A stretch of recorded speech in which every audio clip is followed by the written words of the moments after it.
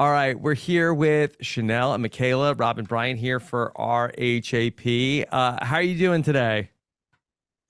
Doing good. Great. I'm excited. Okay, Watched an awesome final last night, so it was good. very exciting final. Let me start with Michaela. And Michaela, that we saw then you got was that a medical evacuation from the challenge? Can you just tell us about what happened and how you're doing? Yeah, so running that leg between the second station and the third station, I was trying to catch up to Desi after losing that lead and just pushed myself a little bit too far. And after the third station, just basically passed out, woke up on the ground Wow. and got medically DQ'd. So have to say thank you to Chanelle, because when she caught up to me, she gave me some of her water. I had been out. So it was just, I wasn't prepared for that level of an endurance final. Yeah, But yeah, as of now, I still go to a little physical therapy. I had some injuries from the show, but overall, I'm feeling good. good to hear. I know part of your story was you wanted to try to like prove the haters wrong for your Survivor season. You were coming The in to try to like girlies really... on Reddit. Mm-hmm. So are you? I know obviously your ultimate goal, I'm sure, was to win. But were you able to walk away from here really extremely proud of yourself, finishing second, making the final, doing it? Was this kind of, were you able to get what you needed to from this season? Yeah, 100%. It's so funny. There's a lot, I think, that every Survivor player goes through after finishing a season. And one of those things that I think is very common is like self-doubt when you don't win or when you don't perform like how you want to. And I think that's something that I carried with me for a long time. And so when I had the opportunity to go into the challenge house and to compete by my own hands, my own brain, my own just sheer hunger and willpower, I was like, this is my wheelhouse. This is my arena. This is where I prove myself. And I think the really interesting end note to that is that it's no longer about proving myself to the girlies on Reddit. It was like proving myself to me. Like, no, you are that girl. You've always been that girl. And I think that's kind of where I have landed. So I no longer, I think, am seeking the validation of people who could never, stand. They could never stand a second, in a final or in a challenge house. So I feel like it's more now like me against me. Okay, so you were both part of the Secret Garden, which was the strongest alliance in the house. I think it's fair to say.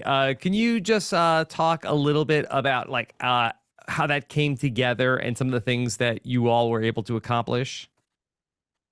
Yeah, so the Secret Garden was really just a room. It wasn't like necessarily an alliance. It was our bedroom, which was me, Tiffany, Desi, and Amira to begin with. And Michaela would spend a lot of time in our room and things like that. But really, I had no relationship with Michaela or Desi. Michaela didn't even follow me back on Instagram until like a day before we flew out for the season. And I'd only met Desi. Come on, Michaela. Right, exactly. I'm on Instagram, y'all. I'm a real life person. Call me. And I only met Desi one time in passing. And so I really did not know these girls. Like we were not friends. I was more friends with the Big Brother girls. And so one of the things that we just started to notice is that whenever Michaela was main nom or Desi was main nom, the goal I feel like was to get me or the rest of the house, or sorry, me, Michaela, or Desi to go up against each other. And I think once we started to realize this pattern, and then also we were kind of left out of the Survivor Alliance, which was Chris, Cassidy, Michelle, and Sebastian. We were just like, all right, we've been backed into this corner. We have to play together. And so that's really how it came about. Michaela, I know for a couple of times you were in power, especially down the stretch. You were kind of, it seemed like you were itching to make a big move, make a big strike against Tori. And then it seemed like Desi or maybe whoever else won that we kind of talked you out of it. How close were you to wanting to make that move? And like, did you need that extra push? And do you like regret not taking a shot at Tori? What was some of your thought process? Some of those like late game decisions there. Yeah, so my thing, it wasn't about Tori specifically. It was about which women in the house are protected. So Tori and Michelle were protected by basically all the men in the house and some of the women, and they were trying to get us to protect them as well, which means nobody's going to put votes on them, right? That doesn't make sense when there's only going to be a certain number of spaces for women in the final.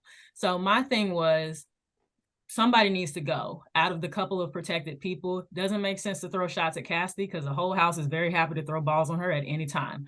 And so, at that point where I brought that conversation up to Chanelle and Desi, there was no point of me mentioning Michelle because one or the both of them still felt comfortable enough with her at that time. Tori was the only one that was an option.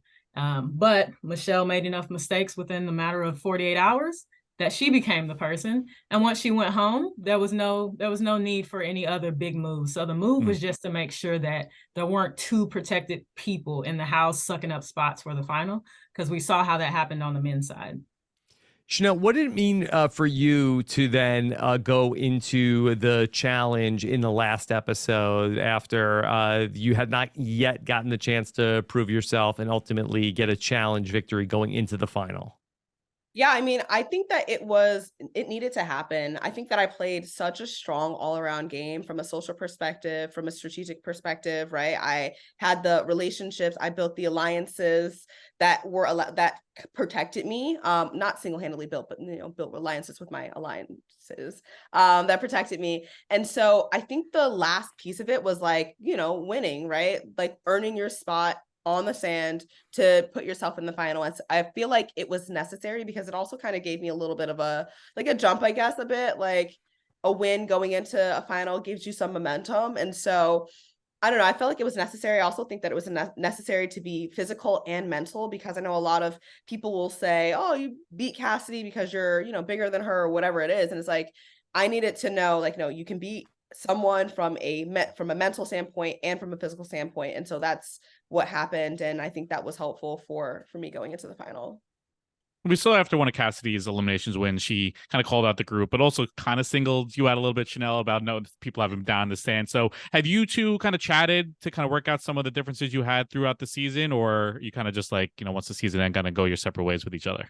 No, I mean, we actually, like a group of us went on vacation after this and Cassidy was there. We never really talked about it. And so I don't really know where we stand now, but yeah, like, listen, I will say this, right? I understand why she felt the need to call me out. I just think we played very different games. In the beginning of the game, the blue team, they won a lot. And so while the green and the red team were like clawing by, trying to figure out strategy, the blue team night before elimination days were taking shots and in the hot tub hanging out. And so in the beginning of the game, they didn't have to do the strategy, the alliance building, the upfront work. And so when we get to the second half of the game, the merge, right, we have people just now checking in for the game. Meanwhile, Michelle, myself, Michaela, Desi, we've been playing the whole time.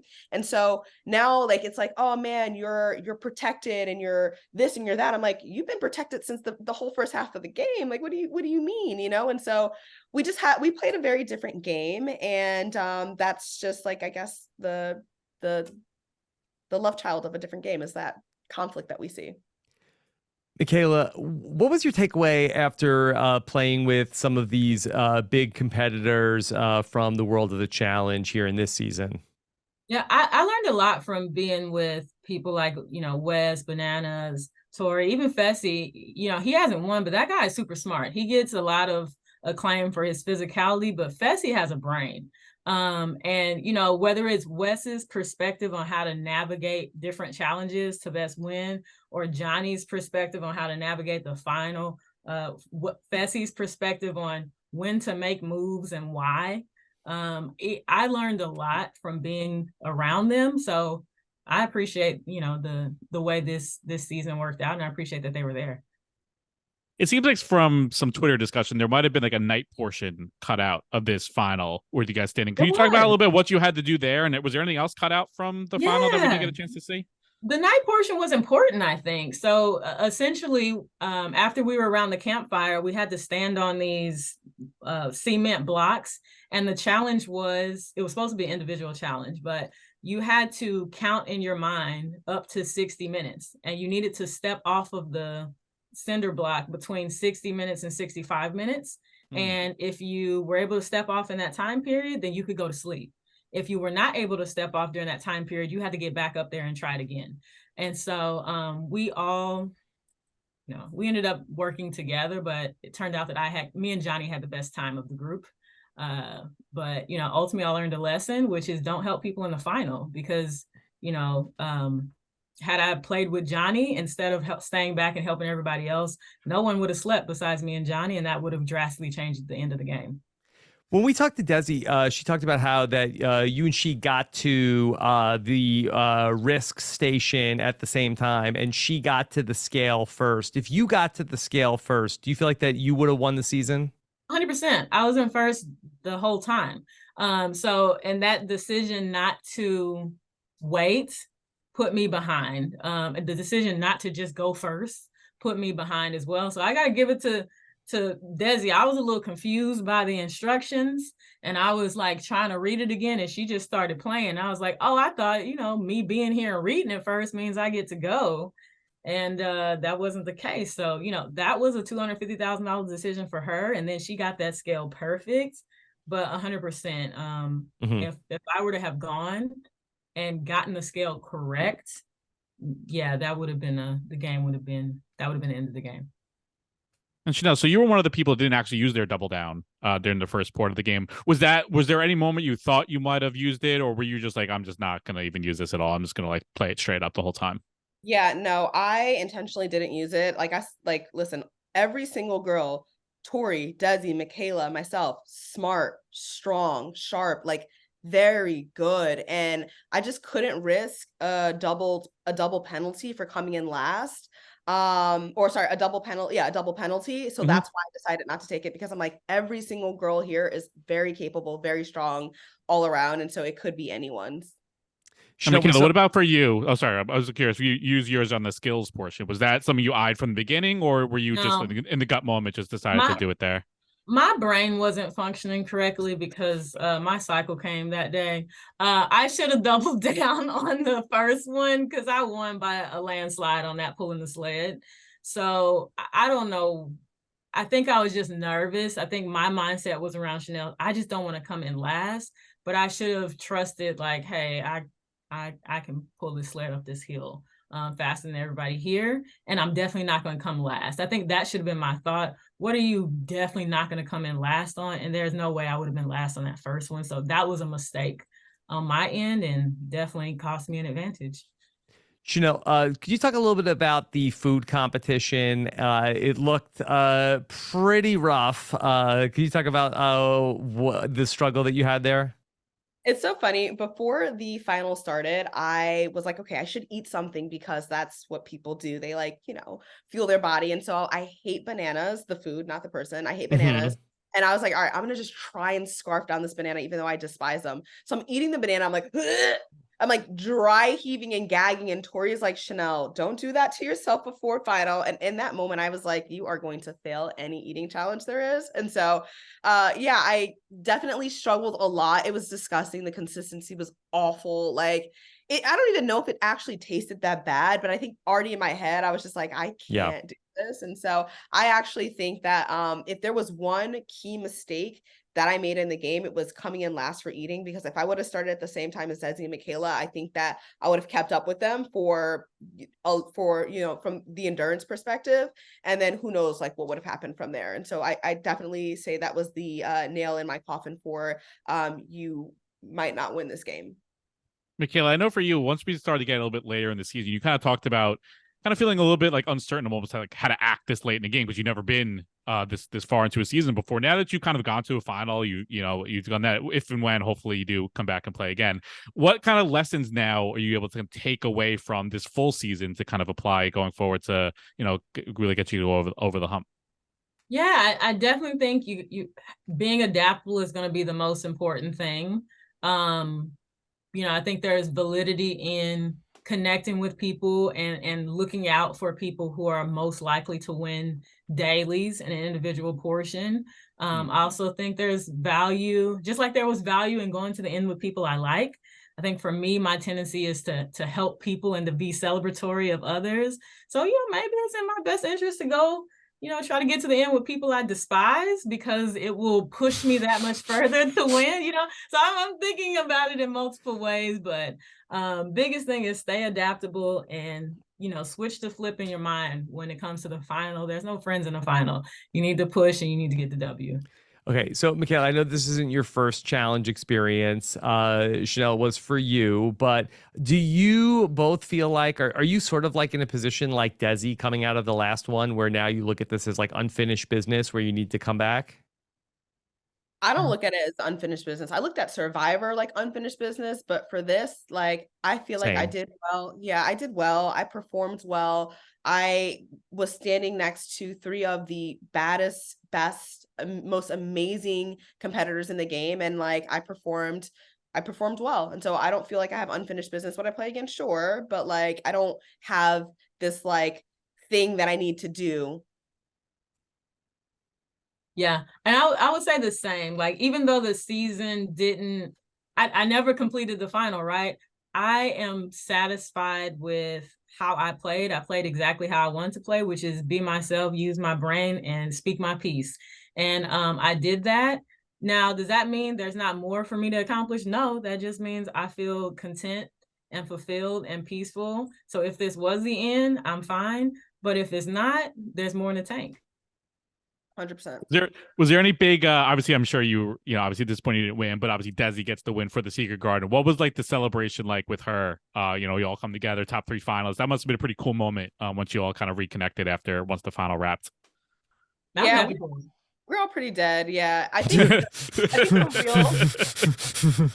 the real celebratory moment, I think, was after like I won the elimination and we all come back into the house and we are like, we made it to the final. We all just start jumping on the bed, and like we see a little glimpse of that early in the episode, but we're just like jumping on the bed like, wow, we did this. This is incredible. And so for me, that was like the celebration. I was like, obviously I want to win, but any of us could win, and I would be so happy for you know, everyone. So yeah, and I think we even said like the winners in this room. Yeah. Mm-hmm. Yeah. Michaela, have you kept up with following Suri on Big Brother this summer? I look at little snippets. October. Yeah, I look at little snippets. I can see that she's still in the game. And here's the thing, like, no one needs to sleep on Suri. Suri is probably the best social player I've ever seen. Yes, Suri's not a physical challenger, but if she were to come in a challenge house, she would flip things upside down and never win a daily, never win an elimination. That woman is amazing. So I was like, ooh, y'all let Suri on Big Brother. She's gonna teach these children something. So I'm curious. I'm gonna have to start watching a little bit more intently. But I've like 20 days left. Yeah. Oh, it's so long. Who's got time for that? Well, jump in now. Golly. Well, you never know. Maybe like Suri's son, you might be playing against him in a future challenge season. Jared might be there with you. Another one of these. I don't think we got to worry about Jared.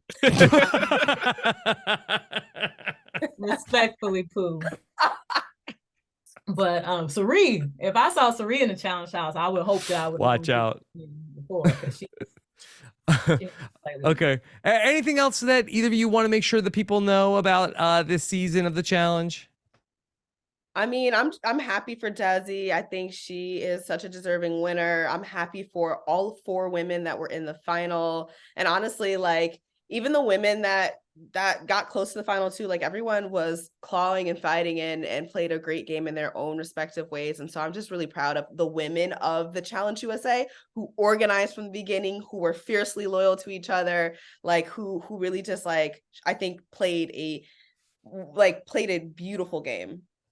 Yeah, I would second that. And I just, you know, I appreciate that not only were we able to make it to the end of this game, but make it to the end of the game with our minds intact.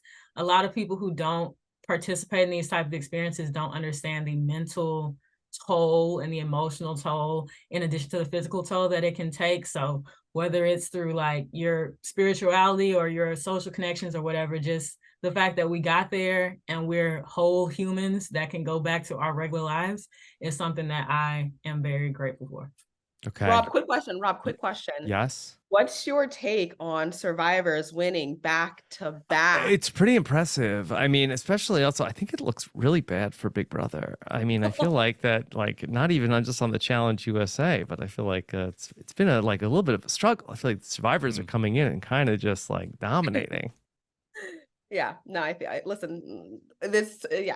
that who knows if it puts a target on Survivor for future seasons, but I'm really proud of Survivor as a franchise. But look, I'm proud of how all the survivors have come out and done on the challenge. So great job by the both of you. All the best outside of the challenge too, okay? Thank you. All right, take care. Nice to meet you, Brian. New Orleans. Good to see you again. See you soon. Bye.